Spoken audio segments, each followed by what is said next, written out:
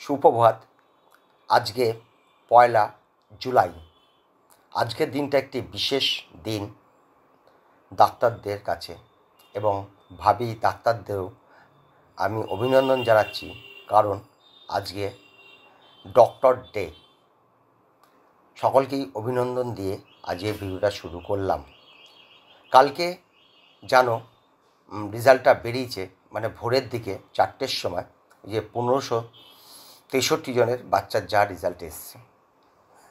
এটা আগেই আমি 20 ঘন্টা আগে বলেই দিয়েছিলাম যে 100-150 বাড়তে পারে, ম্যাক্সিমাম 300, কিন্তু 300 বাড়বে না, 100-150 মধ্যেই থাকবে।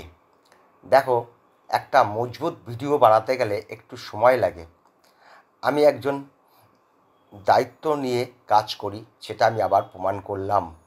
20 ঘন্টার আগে আমি যে ভিডিওটা দিয়েছি, যে পুনরায় যখন রেজাল্ট পাবলিশড হবে র্যাঙ্ক কত কমবে, সেটাই তোমরা জানো।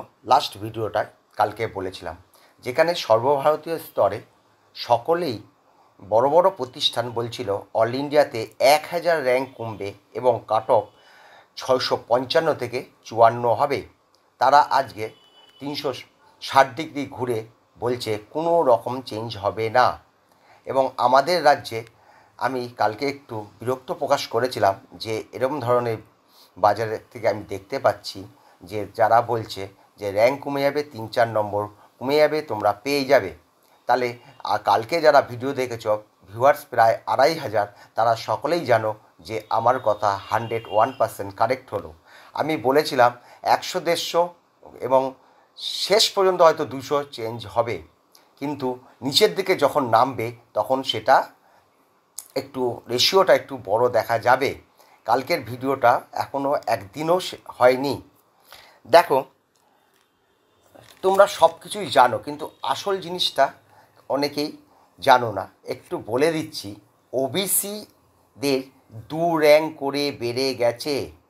ওবিসিদের একদম শেষ জায়গায়, ওবিসি মাঝের ওবিসিদের কথা বলছি না, একদম শেষ স্টেজ, যেখানে তুমি 23 লাখ 22 লাখ টোটাল যদি ধরো, তাহলে কিন্তু 2 র্যাঙ্ক বেড়ে গেছে অল ইন্ডিয়া র্যাঙ্ক। আমি আবার ক্লিয়ার করে দিচ্ছি যে 23,33,000 যে পরীক্ষা দিয়েছে, সর্বশেষ ওবিসির কিন্তু 2 র্যাঙ্ক বেড়েছে, আর এসটিদের 1 র্যাঙ্ক বেড়েছে। এবং কুমলোকাদের আমি যেটা বলেছিলাম যে 100 থেকে 150 ইউআরদের 84 ইউআরদের কাট অফটা কমেছে অল ইন্ডিয়ায়, আর এসটিদের 14 র্যাঙ্কটা কমেছে, অর্থাৎ তাদের ভালো হয়েছে, ইউআর আর এসসি ভালো হয়েছে। কিন্তু 14 দিয়ে তো কোনো কাজ হবে না, তোমরা তো জানোই অল ইন্ডিয়া 14 মানে আমাদের রাজ্যে 0। আমি কালকে বলেছিলাম, একটি কথা বলেছিলাম যে একটি চুলকে 1 কোটি ভাগ করলেও সেটুকুনিও প্রভাব পড়বে না আমাদের কাট অফের উপর। আমি যে সঠিক তোমাদের বলি সেটা তোমরা বুঝতে পেরেছো, এবং অনেকে বর্ডার লাইনের ছাত্ররা হয়তো আমার উপর কালকে একটু রাগ করেছিলে, কিন্তু কিছু উপায় নেই। এটা অঙ্কের একটা ম্যাজিক। আমি যে সঠিক অঙ্কটা করেছিলাম, আমি বোধহয় ভারতবর্ষে একরকম বলেছিলাম যে 100-150 মতন হয়তো র্যাঙ্ক কমবে, সেটা 84 হলো। একটু সময় পেলে আমি ওটা অরিজিনাল করে দিতে পারতাম। যাই হোক, আর কিছুই বলবো না। আর টপার জানো 6 জন কমে গিয়ে এখন 61 জন টপার বর্তমানে আমাদের ভারতবর্ষে রয়েছে, এবং 5 জন যারা পরীক্ষা দিয়েছিল তাদের মিনিমাম স্কোর হয়েছে 680। এগুলো তুমি জানো, এগুলো সেই জন্য আমি অত ক্লিয়ার বলছি না। এবং নিট হবে কি না, পরীক্ষা আবার হবে কি না, সেটা নিয়ে 2 দিনের মধ্যে তোমার একটা ভিডিও দিচ্ছি। আমি এই ব্যাপারে একটু কথা বলেছিলাম, কিন্তু আমি কোনো পক্ষ নিয়ে কথা বলিনি। এইবার আমি আনুষ্ঠানিকভাবে তোমাদের কারণগুলো দেখিয়ে বলবো। আর শেষ কথা বলছি, আমি কলেজ ওয়াইজ কাট অফ ঠিক 2:30টার সময়, আজকেই 1:30টার সময় ছাড়বো, কারণ এই ভিডিওটা ছাড়ার পর 2 ঘন্টা না দিলে একটা অসুবিধা হয়ে যায়। কলেজ ওয়াইজ কাট অফ দিচ্ছি, কিন্তু এটা কিন্তু শুধুমাত্র 4th জুনের উপর নির্ভর করে, কিন্তু এই কাট অফটা কিন্তু ফাইনাল ধরবে না। এর মধ্যেও অনেক গল্প আছে। ভিডিওটাকে ভালোভাবে শুনে রেখে দাও।